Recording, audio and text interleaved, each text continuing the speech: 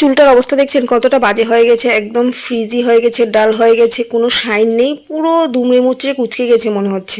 আজকে প্রায় 3-3.5 বছর আগে স্ট্রেটিং করেছিলাম, তাও আবার নিজে নিজে।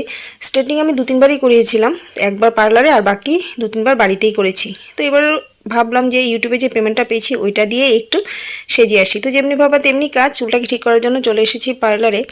এসে বসে পড়েছি, ওয়াশও হয়ে গেছে, এই যে ড্রাই দিয়ে শুকানো হচ্ছে।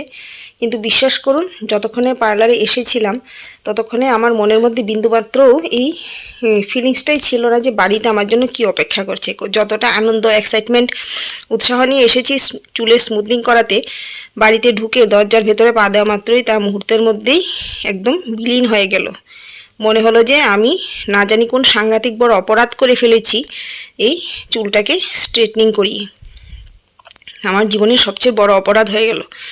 আমার মতন মেয়েদের না আসলে কোনো ধরনের শখ, আহ্লাদ, আনন্দ কিছুই থাকতে নেই মনের মধ্যে। আমাদের জীবনটাই হয়েছে শুধু স্ট্রাগল করার জন্য, দুঃখ কষ্ট, ওই টেনে টুনে কোনো রকম সংসার চালিয়ে যাওয়া আর ঘরের মধ্যে পচে মরা, এটাই হলো আমাদের জীবন। এর বাইরে আমাদের কোনো কিছু আশা, শখ, আনন্দ কিছুই থাকতে নেই। আসলে আমি এটা ভুলেই যাই বারে বারে। আমার মা না একটা কথা বলতে, আমার মা আজকে বেঁচে নেই, কিন্তু আমার মায়ের একটা কথা আমার খুবই মনে পড়ছে জানেন। আমার মা বলতেন যে কাঁঠালের বিচি যদি এক আগুনে পোড়া না হয়, সে নাকি আর কোনোদিনই পোড়া হয় না, ক্যাচড়া হয়ে যায়। তো আমার জীবনটাও ঠিক সেরকমই।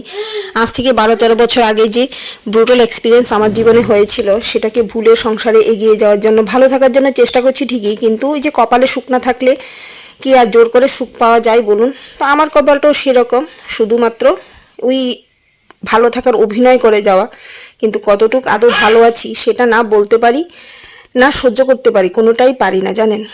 সে যাই হোক, এই যে দেখুন হয়ে গেছে, অনেক কথা বলে ফেলেছি। তো আপনাদেরকে তো আর ফাইনাল লুকটা দেখানো হয়নি, এটা হলো পরদিন। তো একটা ভিডিও করতে বসেছিলাম, তো বসে ভাবলাম আপনাদেরকে আমার চুলের ফাইনাল লুকটা দেখিয়ে দিই কেমন হয়েছে। এই যে দেখুন, অনেকটাই সিল্কি শাইনি হয়ে গেছে। আর বলেছিল ছেড়ে রাখতে, কিন্তু আমার পক্ষে তো সম্ভব নয়, ঘেমে নিয়ে একাকার হয়ে যাচ্ছি জানেন। জীবনে অনেক কিছু করার, পাওয়ার অনেক আশা থাকে ঠিকই, কিন্তু সকলের সব আশা পূর্ণ হয় না। আমিও সেই দলে সবার আগে আছি। সবাই ভালো থাকবেন। আজকের জন্য আপনাদের সকলকে